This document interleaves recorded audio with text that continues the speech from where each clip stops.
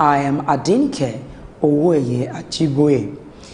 The Sultan of Sokoto and President General of the Nigeria Supreme Council for Islamic Affairs (NSCIA), Mohammed Saad Abubakar, has given Miyetti Allah Cattle Breeders Association of Nigeria (MACBAN) 2 months ultimatum to identify and apprehend herdsmen behind killings in Nigeria.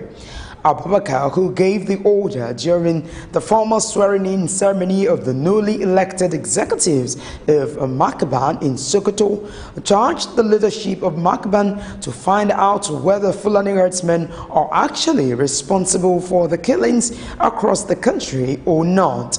The Sultan, who lamented the labeling of Fulanis as the killer herdsmen, said he wants people to know that though there might be bad ones amongst the Fulanis, just like there are in every race, it is not enough justification to generalize that all Fulanis are bad.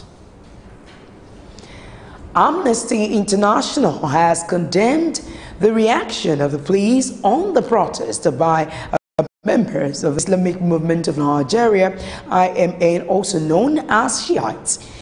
In a statement signed by the Director of Amnesty International Nigeria, Osai Ojigo, the organization said the crackdown on unarmed protesters put lives at risk. According to the statement, the iron fist applied against the protesters was unnecessary, and there is no excuse for the use of live bullets, water cannon, and tear gas. You will recall the Nigerian police force and members of a religious sect clashed in Abuja over the group's demand for the release of Shiite leader Ibrahim el-Zakzaki. The Senate has urged President Muhammadu Buhari to seek help from foreign countries in the fight against insecurity.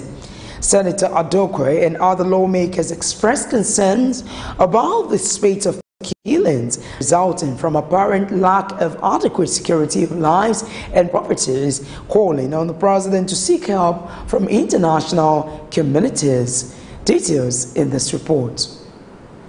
As President Muhammadu Buhari prepares to visit the United States President Donald Trump on April 30 to discuss issues relating to fighting terrorism and economic growth, the Senate and the plenary urged President Buhari to seek help from foreign countries to restore normalcy at troubled regions of the nation.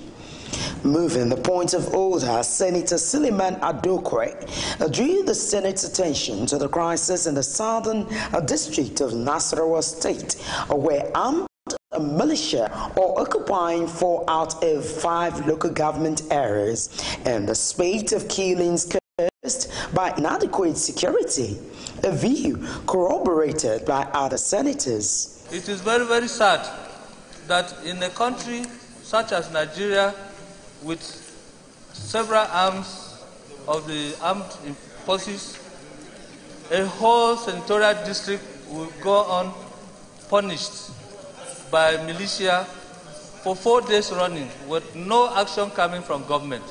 This is a sad commentary. It is even with a lot of impunity that yesterday we all woke up to see that the entire city of Abuja was under siege. This country is gradually falling into anarchy. This country is becoming a state without control. It's becoming a state that is experiencing anarchy. It is a state in which we are seeing ethnic cleansing. And when statements like this are made by very senior nationalists, many people try to trivialize it. Let it be on record that the way we've conducted ourselves is guaranteed that democracy will not survive. People are dying, people are losing their jobs, democracy is being destroyed, and we are all watching riots all over the streets. People are watching And I guarantee you, if we do not stop and fix our problem, they will strike. While Senator Solomon Adiola called for the sack of service chiefs, Deputy Senate President Ike Ikerimadu insists on international assistance as solution to the nation's state of insecurity. All the service chiefs and head of security agency should immediately be sacked. There is no two ways about this. I believe these people have lounged enough. I believe they have exhausted all ideas within them. I believe what is deposited in them over the years as security experts and everything has been exhausted. The president needs a fresh idea as regarding the security situation of this country. And this current leadership of security heads cannot give him that fresh ideas. They have to go. If we must put an end to what is happening. The time has come for us to seek help from other countries, as some people have suggested here. We should not be ashamed to ask for help. We should not. The president met with the UK Prime Minister, and she was of the opinion that Britain will be able to help us security-wise. Americans are offering to help. We should not be reluctant to come out openly and say we need help. Because what we have now is a global village. We cannot be asking people to come to Nigeria and invest their monies here. They will not. As Nigeria continues to battle herdsmen farmers crisis and other related security issues, one can only hope the solution will come very soon. The House of Representatives has asked the executive arm of government to secure the release of the remaining 113 Chibok schoolgirls and the last Dapchi schoolgirl Lee still in captivity before 2019. Members were angry as they debated a motion on the fate of the Chibok girls, saying that it was embarrassing that 4 years on, the government was unable to rescue them from Boko Haram. The House also raised concerns over claims that the federal government had so far brought $460 million, equivalent to $165 billion worth of military hardware from a U.S. firm without appropriation by the National Assembly. A former secretary to the government of the Federation, Ulu Falahi, says the President Buhari-led administration has not performed well, adding that he was expecting him not to seek re-election in 2019. Falahi disclosed this to journalists after he paid a private visit to former President Olusegun Obasanjo at the Obasanjo Presidential Library in Abeokuta, Ogun State. He said the current administration had failed in its primary responsibility of protecting lives and property, arguing that Nigerians were being slaughtered daily and government could not stop the ugly trend. Falahi, who is the chairman of the Social Democratic Party SDP, said every right Nigerian are thinking. He would support Obasanjo's coalition in order to achieve a progressive change in the country. The Independent National Electoral Commission, INEC, has warned staff against electoral malpractice ahead of the 2019 general elections. Chairman of the Commission, Mahmoud Yakubu, gave the warning at the Commission's headquarters in Abuja during the swearing-in of 7 newly appointed resident electoral commissioners. Let me therefore congratulate you on your appointment and swearing in. As I told the resident electoral commissioner sworn in earlier, you will also be responsible for the implementation of the Commission's policies. In doing so, you will exercise supervisory control over personnel, resources, as well as the legal and administrative processes in the states to which you are posted. You will also interact with various stakeholders. As election managers, you must maintain the required openness and consultation. At the same time, you must be very firm and courageous on the side of the law, as well as our regulations and guidelines at all times as required of an unbiased as resident electoral commissioners, you can be posted to any part of the country at any time the exigencies of service require. But for now, you will be posted to states within your geopolitical zones, but none of you will ever serve in your state of origin throughout your tenure.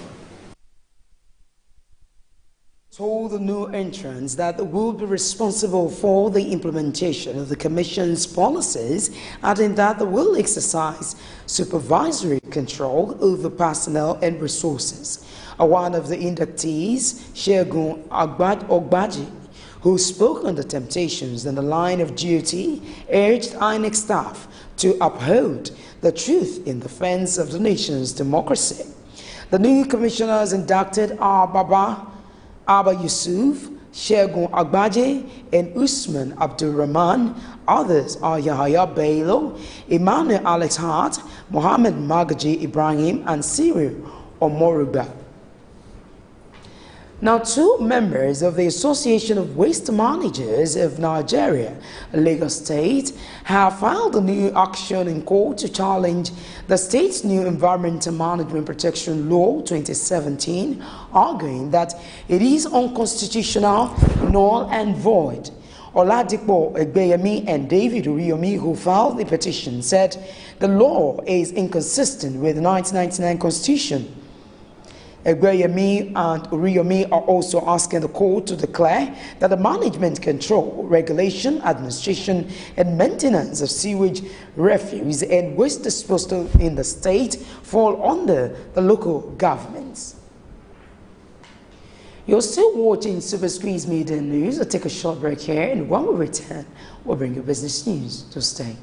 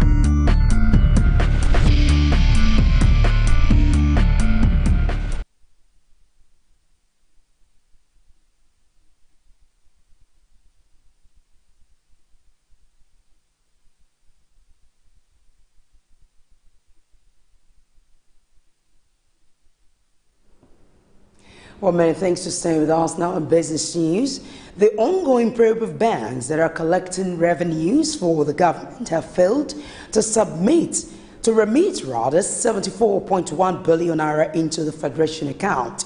The Commission has also issued demand notices to the banks for another 116.4 billion naira that has yet to be recovered from the banks appointed to collect revenues on behalf of government agencies and generate revenues. However, the Revenue Mobilization Allocation and Fiscal Commission, RMAFC, said a total of 57.7 billion naira had so far been recovered. The acting chairman, Umar Ghana, who disclosed this to journalists in Abuja, said while 48.7 billion naira of the covered money had been paid into the Federation account, and 9.07 billion naira relating to withholding tax on dividend only had been released to the benefiting states' boards of internal revenue. The Senate has invited the Minister of Finance, Kemi Adeosun, Minister of Defense, Brigadier General Mansudan Ali, retired, and the Governor of the Central Bank of Nigeria, CBN, Godwin Emefiele, over alleged illegal withdrawal of $462 million from the Consolidated Revenue account. The money is said to have been withdrawn and paid to an American firm for the purchase of helicopters. However, it is alleged that it was done with the approval of the National Assembly. A deputy president of the Senate, Ike Ekwerimadu, who presided over the plenary, put the request to voice vote and it was unanimously granted. Ekwerimadu referred the matter to the Committee on Appropriations, asking it to invite the ministers and the CBN governor. At the plenary today, Senator Samuel Anyanwu PDP Imo East raised the point of order, alleging that Section 80, Subsection 2 and Subsection 3 of the 1999 Constitution had been breached. I have it in good authority, Mr. President, that in March 2018, from the Federation account, a whopping sum of $462 million was withdrawn and paid for helicopters to an American firm called Helicopter Techno Fight Helicopters. And this without the approval of the National Assembly. I've been in the Senate, Mr. President, and I know there was no time, there was any request from this Senate for any such withdrawal from the considered fund, from the account fund of the Federation.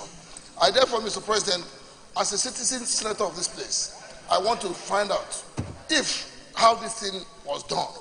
So I will request and suggest that we invite the CBN governor, the Minister for Finance, and of course, Minister for Defense to tell us how this money was withdrawn and paid to an American company, a whopping sum of $462 million without the approval of the Senate. I so move, Mr. President. Those in support that this matter be referred to Appropriation Committee to report back in 1 week, say aye. Those against say nay. The ayes have it. So the Appropriation Committee should invite the three of them, the Minister of Finance, CBN Governor and the Minister of Defense, to throw more light on the release. Well, Deputy Senate President Ike Ekwerimadu speaking there.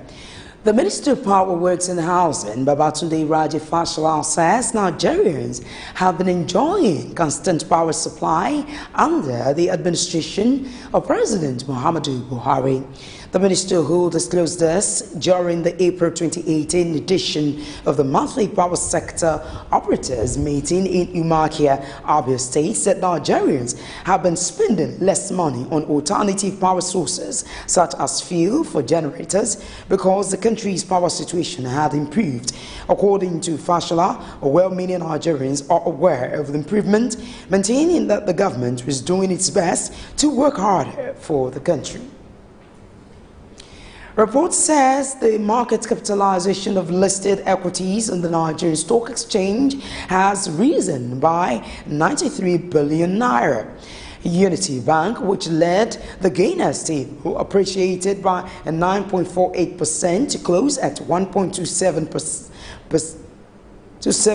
naira per share, while Oando rose by 9.27% to 8.25 naira per share. Sky Bank saw its share price appreciating by 9.09% to close at 0.98 naira from 0.88 naira on Monday. GlaxoSmithKline, a consumer Nigeria PLC, increased by 8.45% to 34 naira per share, while Julius Berger Nigeria PLC gained 8.13% to close at 25.95 naira per share. Other gainers on Tuesday included Diamond Bank PLC, FCMB Group PLC, Better Glass PLC, and Fidelity Bank PLC. But that said, in business news, we'll take another short break. More news after this timeout. Before they come, they're supposed to, give us some information. Notice. At least maybe a week or so. There was nothing like that. Hunger is everywhere in Nigeria.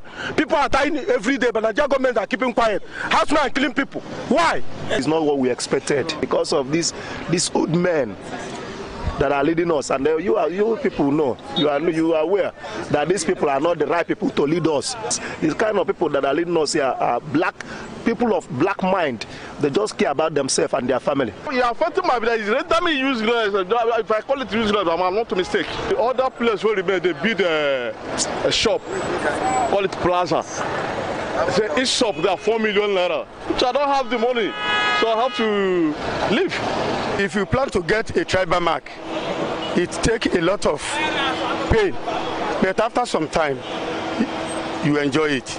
No, we experience hold up now during the construction time. Then after some time, we start enjoying it. The way they are doing the construction is too slow. It's too slow.